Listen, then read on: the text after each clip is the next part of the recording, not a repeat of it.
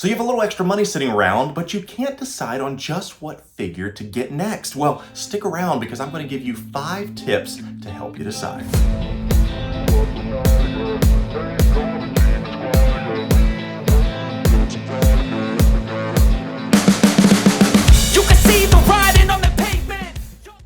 Well, on the official Hot Toys subreddit, there is a flare that you can pick for your post called Help Me Decide or Help Me Choose, and we're going to do just that today. But before we get into that, I do want to say that if this is your first time with me, go ahead and hit me with a presumptive like. You know that is our drill because we are trying to fight against the evil algorithm. Yes, please go ahead and give me a like on this video, and as well as all you lurkers out there, if you've just been going around watching the videos but have not yet subscribed, please help me out by hitting that subscribe button, turning on your notifications so that you know when new content drops. But yeah, as I said, Hot Toys has an official subreddit. Not for sure how official it really is, but there is an option for you to go ahead and select Help Me Choose or Help Me Decide, and you can throw up an option for people to help you decide on a figure to get. Now, I have been of the mindset that no one should be influencing your collecting decisions except you. And I still believe that to a degree, but I came to the realization that there are people out there that are struggling and have a dilemma on which figure to get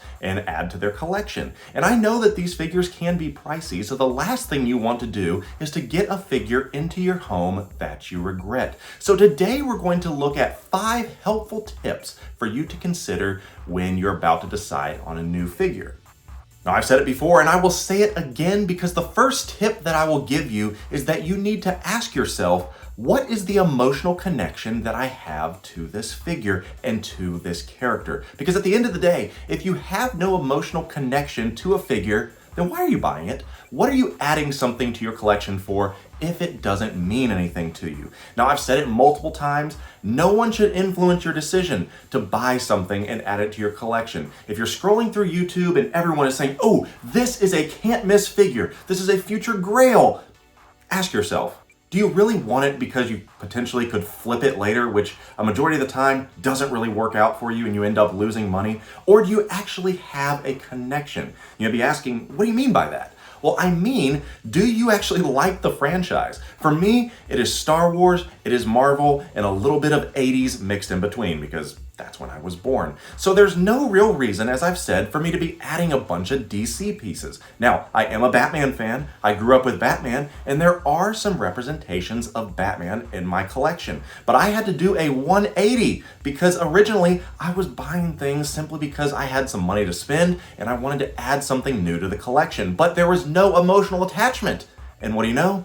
Those figures are gone. You do not want to walk into your collection room, look around and say, geez, what could I move out and add something in that I really like? So that's the first thing I can recommend. So if you're having 2 options, which one has the bigger emotional connection to you? Do you say, wow, I really like this character, I really like this film? Or do you say, okay, I like this figure more because I have an emotional attachment? If you can answer that question, then you can move on to question number 2.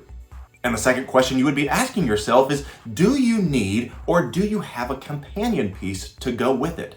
Now, the thing about these figures that I really like is that they display so well in pairs or in triplets. As you can see behind me, I have all kinds of figures together. You can look down there and you can see a little bit of a Ragnarok shelf. You can look over there and see a Captain America shelf. So with that being said, if you're deciding between 2 figures, do you have a companion piece that can go along with it, or do you not? Because if it's a standalone figure, will you need another piece to go with it? Because then if that's the case, you'll have to say, okay, how do I budget and plan to get another piece to accompany it? So if you're getting ready to decide between 2 figures, ask yourself that question. Do I have something that it can already pair with, or will I need to get that later on? I will always say the thing you need to do is build your collection around itself. It's the oddball pieces that you go and grab and add to the collection for no real reason that have a problem with having things added to it, because at the end of the day, you don't want a corner of your shelf that doesn't get a lot of love, and you'd be like,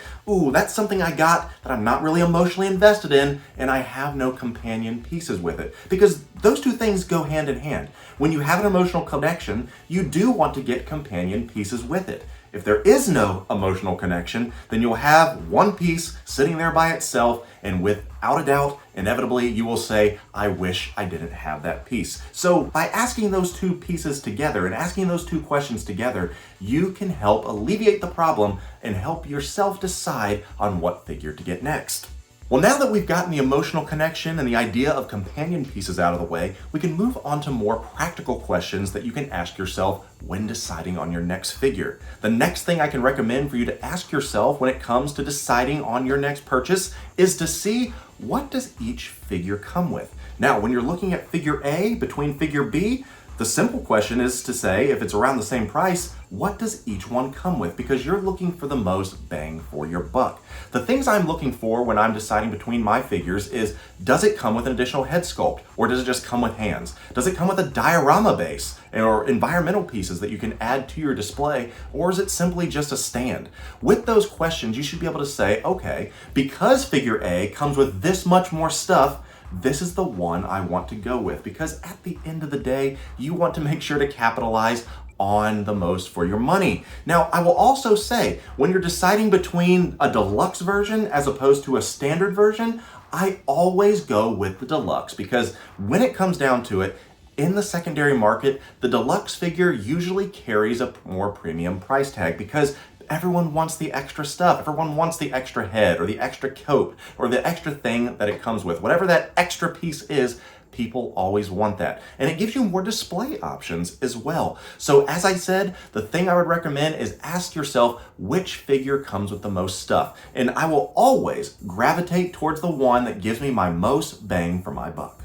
The next question I think you should ask yourself is, which figure can you get at a later date? Now, between figure A that has been out for quite some time, as opposed to figure B that's maybe been out for a month, which do you think, on a normal situation, is closer to being sold out? And which one do you think that you could get later on down the line? Now, there are exceptions for every rule. There are some figures, as we've talked about in other videos, that do go to waitlist before they're even shipping to the people that bought them. And I will say that you can never bank on something 100%. So if there's ever a figure that you are super passionate about and say, I have to have that one, I cannot miss on it, then go ahead and put your deposit down to secure that figure. Put it on a payment plan. If you say, oh, I don't got the money for it, but I really want it, because at the end of the day, you want to ensure that if this is a figure you can't miss on, that you actually secure it. But today we're talking about figures you can't decide on. So this isn't an issue of whether or not you have to have it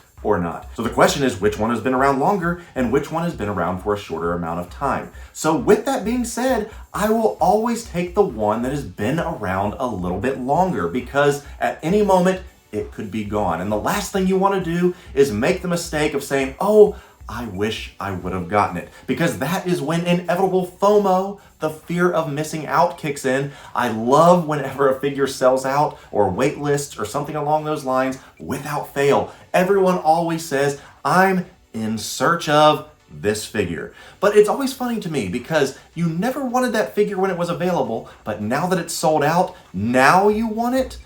If you ask yourself that question, I think you find out that if you really had an emotional attachment to it, you would have already had it by now. So you've probably already ticked that box and asked that question. So find which figure has been around a little bit longer than the other, gravitate towards the one that's been around longer, because you don't want to miss out on that figure.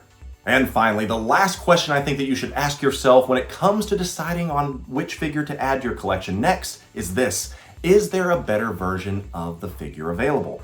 Now, with that being said, there is a little bit of research that needs to go into your decision. Sometimes it comes down to a simple fact of ignorance, of not knowing what is out there and what has been already released. Now, Infinity War Thor may be your favorite version of Thor that you've ever seen, and that is the figure for you. But maybe you saw that on a buy-sell trade and you say, ooh, I want to get this, and I'm deciding between this and a Boba Fett figure. I'm just throwing things out there. But say that is it, and you say, ooh, I really like that Infinity War Thor. But as I said, Do you know that that is the best version of the figure out there? I say that because just recently, the Love and Thunder Thor came out, and we can say by a simple eye test, yes, the Thor Love and Thunder version is the superior version of the figure. It comes with an additional head sculpt, comes with a better head sculpt, comes with swap out arms, more effect pieces, all kinds of good stuff. And so once again, for the bang for your buck, that is the superior figure. So is there a better version of this figure out there? You have to answer that for yourself. Now, there is a catch-22, because sometimes you may be looking at, say, for example, the Love and Thunder Thor, and you say, I will wait for a better one. But as I've said before, there is no guarantee that a better version is ever coming out. I know so many people from the Star Wars community are always waiting for the next upgrade. And they're saying, I'll wait for Bespin Han. Oh, I'll wait for Return of the Jedi Han. And that will be the superior Han Solo figure. But here we are years later, and we still don't have another Han Solo. So nothing is a guarantee. So with that, you need to do a little bit of critical thinking. You need to say, is this the best version? Have I done my research? Have they released an older version? Is there a 2.0? Is there an upgrade? Is something new coming out? Ask yourself that question, because I promise you, being able to answer that question as well as the 4 other questions will undoubtedly give you much more confidence when it comes to making your decision. But now it's your turn to let me know down below. Let me know which figure it is that you are deciding on, and which tip that we went over today helped you make your decision. That's going to do it for us here today. As I've said, if you've not subscribed to the channel and you like content like this, you like getting something a little bit different for your 6-scale collecting, then go ahead and subscribe. Give me a like on this video if you missed that earlier on. I would certainly appreciate it. And I will be seeing you in our next video.